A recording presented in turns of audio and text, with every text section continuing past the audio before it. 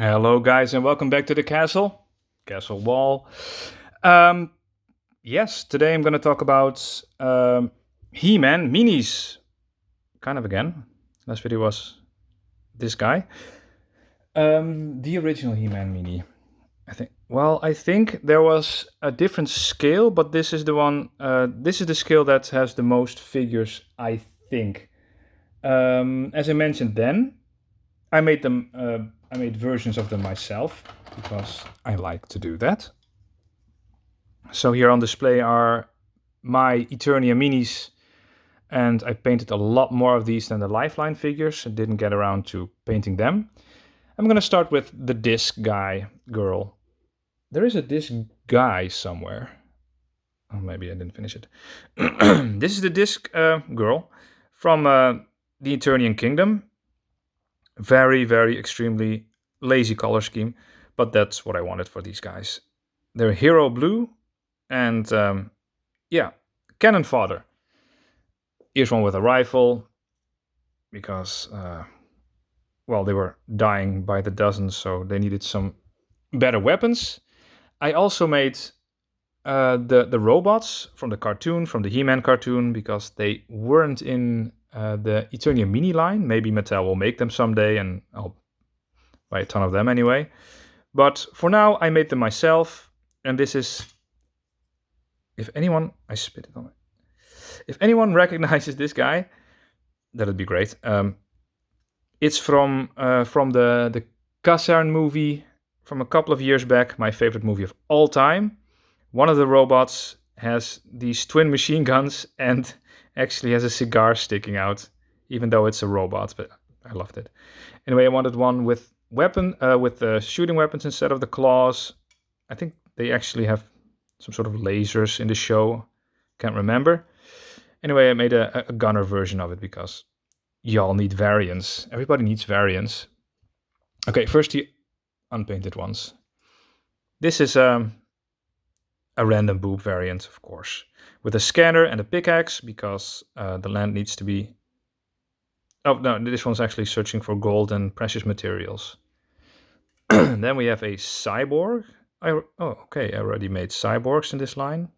Great. Yeah. It's a gunner cyborg. Oh, another cyborg. This is a claw cyborg. And yeah, it's an unfortunate person. Is this a cyborg? No, this is not a cyborg. This is just someone with gaps in the clothing. Yes, of course. Then we have Altana again. Only this is the one with the tiny legs. It's almost ridiculous. Then we have the main enemies of this camp, the Eaters. These are ferocious alien demon monsters. They eat everything. They shoot lasers from their red eyes, and they're kind of mindless animals. They're very powerful. And I actually gave them a dark purple wash. I normally don't do that because I forget. But these girls have enough detail that it actually kind of sticks into the grooves. So there, I made a couple of them because they're generic. This is a mutant version, which has an extra eye popping out. Oh, it's not an extra eye, it's the one popping out. And that's a reference to Velvath from Devilman. That was the one who also had these face boobs. Yes, it's a Velvath reference. Then we have the leader of the Eaters. Yes, she has 4 eyes, and she has the lower body of the Lifeline figures. So she's a bit more proportioned. I think she also has larger arms. Yes, this one has larger arms, bigger arms, so very menacing. Then we have a standard disc civilian who forgot to wear anything but her disc, with a hammer, because the enemies need hammering. Then we have our Wolverine clawed disc warrior lady, and then some random nude civilians.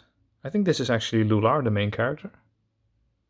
Yes, this is Lular, the main character, and that's a repaint of Lular.